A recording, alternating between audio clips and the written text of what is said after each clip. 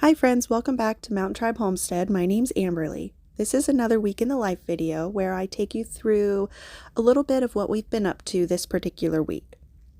The last video that I recently posted was about my Azure Standard haul, and at the end of that video I kind of went through and talked about my process for planning an entire year's worth of bulk food purchases and how I plan out the entire year. So I thought I would just start this video kind of adding on to that with just my planning schedule. Every week between Friday and Sunday, I sit down once a week and I plan out my following week. I plan out my meal plans. I plan out the meal prep that I need to accomplish each day for each meal plans coming up. I plan out the chores for the week for each day for myself that I need to get done around the house. And those are chores that are outside my daily tasks. I also plan out the kids' chores that need to get done each day for the entire week, and they can choose which ones they do each day. I plan out specific family activities we have going on. I also plan out a little schedule for our dogs. They are Siberian Huskies, so they do need to have regular interaction and heavy activity every day throughout the week. So that needs to go on the list to get checked off. We also plan out the school schedule for all three of the girls. I am a homeschool mom, so each of the teenagers and the 7-year-old have school plans that need to be checked off.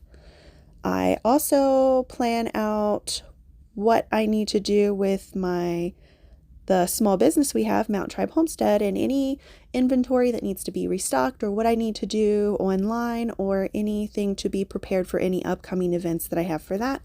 And then I also plan out what I do every day with social media. And then I have a few things that I do for income outside of everything that I do plan for that. I plan out grocery lists, and I also plan out different daily activities that are on the schedule for the month. So I will have a future video coming up where I kind of run through that, and I will show you guys what exactly I do. For a very long time, I had random piles of lists and different planners. Like I had a homeschool planner, I had a Mountain Tribe Homestead planner, I had a day-to-day planner, and I finally found one planner that I have been able to incorporate all of my tasks for homeschool and social media, small business, work, grocery stuff, yearly planning, meal plans, meal prep, chores, homesteading activities that need to be done, gardening planning. Everything is all tied into one, and I will put a link down below of the planner that I use, but here before long I will run through and do a video more detailed of how I use that planner in my planning of my days and months and weeks and for the entire year. So moving on, I am going to talk to you a little bit in depth about my process at the beginning of the week and what exactly I need to do before the week gets started.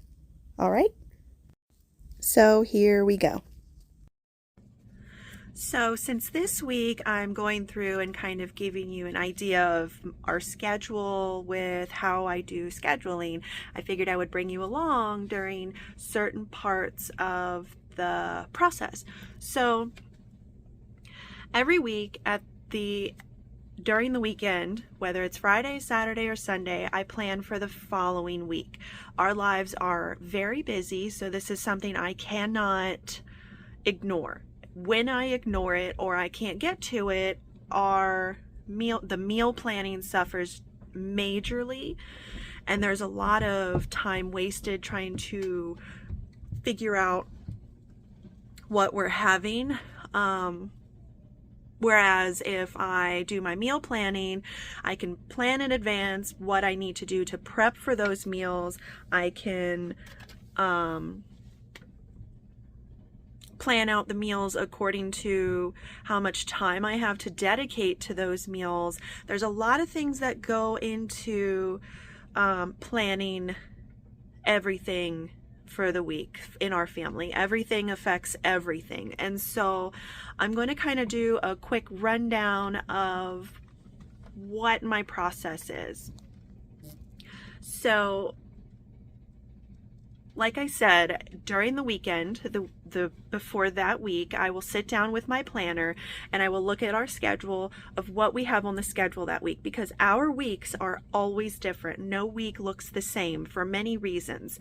Some weeks we're gone multiple days throughout the week, all day long. Some weeks we're gone one day out of the week for the whole week. And we have more time to dedicate at home for whatever projects we have going on at home. So if you haven't figured it out yet, I'm under my house in my crawl space. I'm down here with my freezers are down here, my food storage is down here. I've got tons of other stuff down here that's just everywhere. But I'm going to explain why I'm down here in just a second. But like I was saying, everything affects everything. So depending on how many days we are away from home, that's what I use to plan out the girls' school schedule. That's what I use to plan out when I restock Mountain Tribe Homestead inventory. That's what I use to plan out our meal planning. That's what I use to plan out our chores. Literally everything affects everything. Matthew does not stay home. He works off of the homestead, and so his schedule is not the same every week either. So he has alternating weeks, and so some days he's home 2 days and some days he's home 3 or 4 days or 5 days, and so that needs to get taken into consideration too when I'm doing planning. So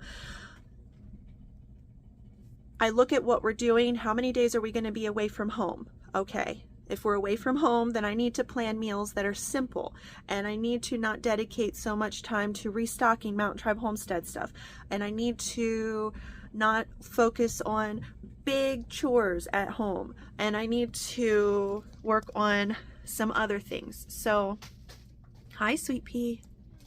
What's up? All right, I'm back. Sorry, I had a 7-year-old that had a little bit of an issue and I had to help her out with that. So I don't really remember where I was, but I'm going to try to continue without repeating myself. If I repeat myself, I'm sorry. Sometimes my brain has a hard time getting back on track where I was when I get distracted. So the meal planning and the scheduling of the girls' school and chores and Mountain Tribe Homestead projects around the homestead that we need to be doing. Like in one of my other videos, I talked with you about my garden, and I took you out into like a little mini garden tour and showed you kind of what my plans were for expanding the garden and shifting it around a little bit. There are projects that we need to do that need to get taken care of. We are going to be diving into meat rabbits this year, and that's something that we need to prepare for, and there are projects that need to take place before we can fully dive into that and commit to it. So there are things that need to be done, and I can only do some of those things when Matthew's home. And also, on top of all of that, that weekend when I'm scheduling, I also have to look at the weather, and if it's going to be frigid, ice cold, then there's not much that we're going to want to be doing outside. And if it's going to be, wonderful, then I know that we're going to want to be outside taking advantage of the weather. So everything affects everything, and sometimes our plans change in the instant, and at the drop of a hat, I have to just ignore everything I planned, and my day totally gets turned around because of whatever. But can't get mad about that, right?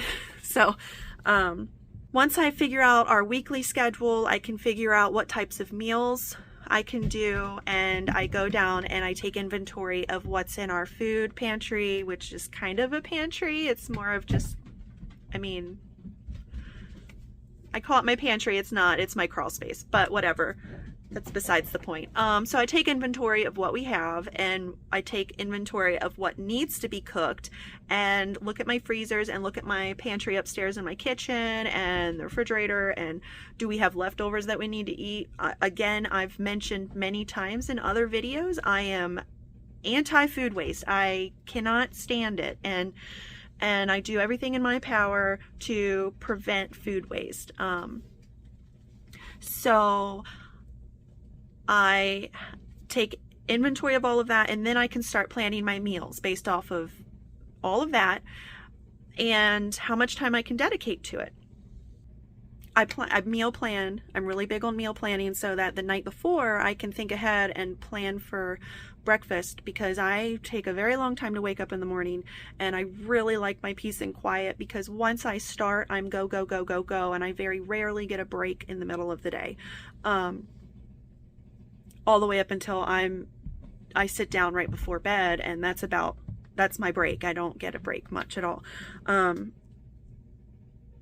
I also go over and I help take care of my grandfather, and I cook his meals for him, and I help clean his house and do his laundry. So all of that is taken into consideration too, with what needs to be done and planned out. So I can also take and plan the girls' school. So the girls' school is basically all year round. We do take time off, and we do like very short days, and we're just doing the basic stuff when we are slammed and super busy.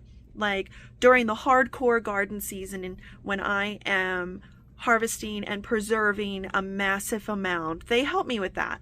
And I don't have time to dedicate sitting down with them when they need me to. So we do a lot of independent work during those seasons of the year that we are extra busy. And so sometimes our school year isn't going to look like everyone else's school year with public school, or even with other homeschoolers that I know that do homeschool based off of the schedule of public school. So our schedule runs off of our availability. And so as I'm doing my scheduling for the week, I look at what needs to be done, what schedule are we in for this season of our lives, and how much work are we dedicating during the day currently to school. And then I schedule them based off of how much time I have available to give to them, what my schedule is of the day, blah, blah, blah, blah, blah. And then I also take into consideration, is Matthew home? Is Matthew going to be home? Is he able to help out with projects on the homestead that need to be done that I need help with? Or he needs help with, and I'm home. And so everything is based off of everything else. And I can't emphasize that enough. And I just want to say that anyone who may be watching this video who is questioning whether or not they're doing everything right because their day doesn't look like everyone else's homeschool day, I want you to understand that not every family's homeschool day is going to look the same, and that's totally okay. When I do my plans on the weekend, I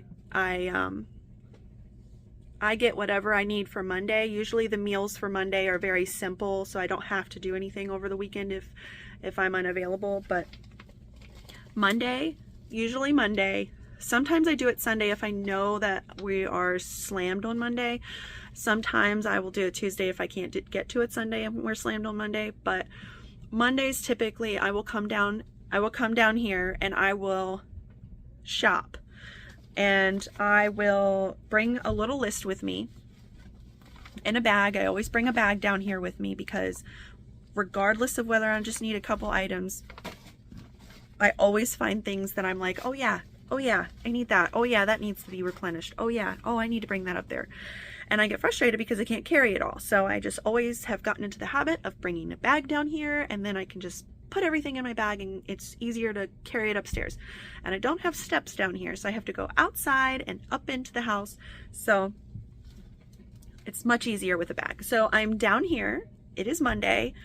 I have dinner pretty much started, and I am down here getting everything with my list for all the meals for the rest of the week, so I can pull the meats out for the week and anything else that's going to go along with our meals, and I can just have it upstairs and I don't have to come down here anymore unless I am going to be getting like inventory stuff to replenish my inventory for Mountain Tribe Homestead items that we sell. So this is the beginning of my week. This is something I do in the beginning of every week, and that's why I'm in the crawl space. So I am going to get my list of things I need, and I'm sure I'll find other things I need and I'll take upstairs, and then I will head on upstairs and finish off making dinner for everyone. All right, I hope all of that made sense and I didn't ramble on too long or too much. Like I said, I will go through and do a more in-depth detail video where I show you on my planner exactly how I go through my process. But anyways, moving on. The beginning of this week, we had an unexpected occurrence where our washing machine decided to have a little bit of an issue, and it leaked all over our bathroom floor. So Matthew and I had to take a trip to Lowe's and look for a hose to fix the issue. It didn't ruin our floor too bad. It just had a leak down below, and we aren't going to have to replace any part of our flooring, so we caught it pretty early before it leaked too much without us noticing. But we could not find a replacement hose. We were going to have to special order one, and by the time we figured out that we needed a special order hose, all of the places that we could order a special order hose from were closed. So we had to rig it up with some fancy roofing tape and electrical tape over top of that, and we just used a handful of products to kind of seal up the hole on the hose. This washer is not that old, and the hose was apparently just kinked up against the wall, up against the metal water intake hose, and as the washer was jiggling during its cycle over a period of time, that metal part of the other hose kind of created a hole in the plastic hose. So we just sealed it up and we pulled the washer away from the wall a little bit so that we didn't have that issue anymore. All right, so moving on. We got that all fixed up, and now in this week we decided we wanted some hot cocoa. It was one of the last few cold weeks of the year here for us, so we decided to go ahead and make up some hot cocoa, because here before long it's going to be too warm and we're not going to make hot cocoa. So we got homemade hot cocoa and homemade marshmallow fluff. I recently posted a video tutorial on how I make my homemade marshmallow fluff, and I will link that down below. If you missed it, you can go check it out. But both homemade hot cocoa and homemade marshmallow fluff are so much more delicious. You need to give them a try. I also recently posted that we had went on a little trip, the youngest and I, to do some bulk food purchasing with some great deals I had found, and we got this little sample pack of popcorn that you pop on the stove, and I had the youngest pick out which type of kernel she wanted to try, and I separated it half and half. So we did half of it was popped with just like a butter and salt topping on it, and then this part that I'm making for the other half of the popcorn is butter and maple syrup and cinnamon. So it's maple cinnamon popcorn. It is amazing. So we just added some oil in the pan on the stove and added 2 kernels, and then once they popped, we removed the pan from the stove and added the rest of the kernels and let the oil lose its heat just for a minute and let it rest, and then we slid it back over, put the lid on it, and then it heated the oil back up, which didn't take as long because it was already pretty hot, and we only let it cool off for a second. We just don't want the oil to get too hot, because once that oil gets too hot in the pan, you are burning your kernels, and then you will have that burnt flavor in the entire batch of popcorn. There's no way around it. So I always make sure that I pull that pan off of the stove, off of the burner as soon as those first two kernels pop, add the rest of the kernels, and then move it back over and then let the rest pop. I separated it, and then this is the batch that so we have the salt and butter, and then the other batch was the maple cinnamon. It was delicious. We also have been keeping a very close eye on our little seedlings, and we have some broccoli coming up and tomatoes, all of our peppers. A lot of our peppers have come up, but you see the little baby broccolis there. They're so cute. I'm so excited. I have not grown broccoli from seed. I've only always just purchased a little starter plant. So that's one of my new projects this year that I am attempting. These are a lot of our peppers and tomatoes that have decided to pop through, and every week I'm just kind of including a little snippet of them so you can see that each week we have more and more coming up and they're getting bigger and bigger. This week we decided to go ahead and get some of the rest of our seeds in some soil. We are doing some of these sweet peppers for making paprika and banana peppers, and then we've got some more tomatoes that we're putting in some starter pods, and we are on the porch. Today is a super warm day, and we decided, 7-year-old and I wanted to handle this on the porch and enjoy the weather so we could not be cooped up inside. Take advantage of that warm weather while we have it. This past week, the 7-year-old has really taken it upon herself to focus on a lot of her clay creations that she is wanting to create to sell at our little booths that we set up during the spring and late summer and fall months. She likes to make little creations and sell them herself. Her older sisters do it, and she decided she wanted to participate in making things to sell. So here are a lot of her little creations. She's made a few little earrings there, emoji earrings and little dinosaurs, and she has an axolotl she's made there. And her older sister was just hanging out and spending some time with her, making some creations as well. This week we went to the library and there was a big surprise there. There was what they call a fairy tree. And so we got our little ribbon and we held it tight and made a wish and tied it around the tree. And all of the little kids that have come in and out of the library go over to the table where there's a fabric and pick out their favorite piece of fabric and add it to this fairy tree. And so it's something pretty cool that we got to experience at the library this week. The past few weeks I have been perfecting a bread recipe, trying to find that perfect sandwich bread recipe for our family that we all enjoy, the texture and flavor of all of it, and to not be too crumbly. So this week I tweaked the recipe a little bit more, and I think I am pretty much to the point where the bread is exactly the way that our family would like it, as a sandwich bread. And once I get to that point, I will share the recipe, but it is very slowly turning into a perfect recipe. Every year, we have a tradition where we go over to our neighbor's house.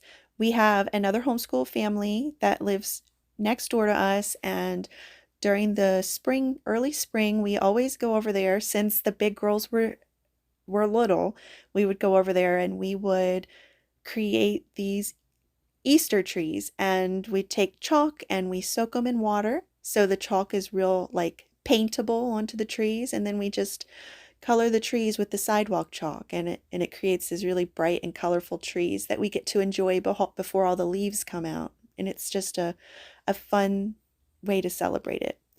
So when we got back from our little yearly tradition with our neighbors, the bread was all cooled off and I was able to slice it up. And as you can see here, it really is pretty perfect. There's one thing I think I'm going to change about it before I share the recipe with you guys. I promise I will share it, but you can see that it really has great texture. It's very spongy and it doesn't fall apart. It's not crumbly. I was having an issue before with bread being crumbly, and so it's really just turned out and coming together really nicely with what we've been working through with it.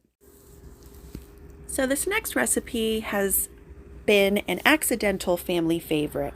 I made this recipe one day just using up ingredients and just putting stuff together that was leftovers and some items that needed to be used up, and just trying to make a meal that was delicious and filling for the family, and it became a family favorite. And so I went ahead and made that recipe again this week.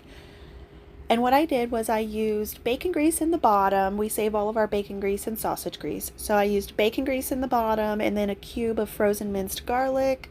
And I put a huge strawberry onion that I got in one of our recent trips to a local market. And then this time for the meat, I used ground pork. And so I put all that in the pan and let it get simmered up and cooked through and all nice and soft, and get the meat cooked through. And then while that was going on, I chopped up some of the frozen red peppers that has been in our freezer. So if you don't know, frozen or peppers freeze very, very well. If you cut them up, you can freeze them whole, or you can cut them up how you like them. I usually cut them in quarters, and then I pull them out as I need them. But I pulled out probably an equivalent to 1.5 to 2 red peppers. I forgot to record myself chopping up these carrots, but I peeled these carrots and chopped them up and added them to the pot as well. Everything that I added into the pot to get cooked down were all ingredients that took a while to cook down. And once all of those ingredients cooked down and got soft and tender, I then worked through adding the other ingredients that didn't take as long or need as long to cook, or they were already cooked or whatever. So I'm just getting this all mixed up, and then I'm gonna just let it sit there for a while until it's all cooked up real nicely. So the ingredients in this recipe vary a little bit depending on what I have already available and that we need to eat through, already open in the fridge. So last time I made it, I used a jar of corn, but this time we already had corn and green beans in our fridge from leftovers. So I decided to use that instead of opening a fresh jar of corn from the pantry. And then once it's all cooked down, I then add in that corn and green beans, and I add those chopped red peppers, and I also add my home canned black beans to add different texture and flavor. I always add beans to this dish, but I do change up what types of beans I use based off of what our moods are or what we have in the pantry. The seasonings that I use, this is also the point that I add extra seasonings, and the seasonings I use vary, and that is all based off what type of meat I am adding into the dish. Last time I did this, I used beef tips, and I just we had leftover beef tips, and I just sliced them very thinly, and so they didn't get overcooked. I didn't add them in the beginning because they were already cooked, so I added them near the end. So anyways, a few things do change, but this is just kind of a basic outline of what I do when I make this dish. So I get it all stirred up, and then this dish is going to cook down for an extended period of time and let all of those flavors just kind of mesh together and become just very flavorful. I add in rice, and like I said before, the ingredients vary. So last time I used brown rice. I have used quinoa before. This time I'm using white rice, and the amount I use also varies depending on how much of this meal that I am making. I am making a big batch on this day because I wanted to have leftovers so that we can fry it up and have it for other days. It's a great addition when you want to add it into your tacos, or you can fry it up in a pan and get kind of like you would fry up hash browns, and it adds another layer of just delicious flavor into, and having it fried up like hash browns is our favorite way to have it.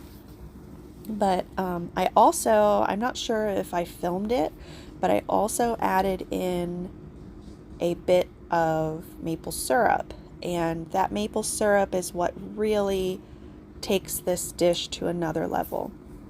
It's an unexpected flavor that you wouldn't expect it to go well with all of these other flavors, but it really is amazing. And so this is what we call, I think we've been calling this maple fried rice, or I can't remember what we call it. Maple fried rice, I think. I'm not sure. But this is kind of just the basis, the gist of it, and we have it many different ways. We eat it just like this, or we cook it down more and add it onto our tacos, like I said, or we fry it up, and there's lots of other ways that you can eat this as well. But this is an amazing dish. If you want to give it a try, you can change up the vegetables or the rice, or what kind of protein you want in there. If you don't want beans, don't put them in there, or if you want a different type of meat or don't want meat, whatever you want to do. It's really good. However much syrup that is how much I put in there. I guess that's a third of a cup or half a cup of syrup. I'm not sure, but I just got everything all mixed up and it sat there for a while to cook. So during this week, I also took care of canning up the rest of our pears, and so I went ahead and made another batch of pear sauce. That went over very well, and I decided that the amount that I made was not enough, and instead of canning up the pears in slices, that it would be much more enjoyed by the family if I made another big batch of pear sauce. So while I have the pears finishing up, I'm going ahead and I am prepping the breakfast for the following day. So I'm using some of those frozen hash browns from Azure Standard, and I am just breaking them up with my hand because they kind of got clumped together a little bit, and that way they're not just big chunks of potato. And I am dropping in little bits of butter around the top of the hash browns, and I showed you a little bit ago, just before this, I have the sausage cooking up on the stove. I'm going to get that sausage all cooked up and add maple syrup into it, and we love maple syrup as a sweetener if you can't tell. But we're getting that sausage cooked up, and then we are going to mix up a bunch of eggs with milk and add in some different seasonings. Like we added salt and pepper and paprika, and we just get it all mixed up. And this is just going to be a wonderful breakfast casserole for the following morning. I've mentioned many times in my other videos that I just love having breakfast prepped the night before, so I can just wake up. Oh, there's Echo trying to get in my bubble. That is something that we have been struggling with her. She just loves being in our bubble and just always wants to be seeing what we're doing, so just have to shoo her away really quickly.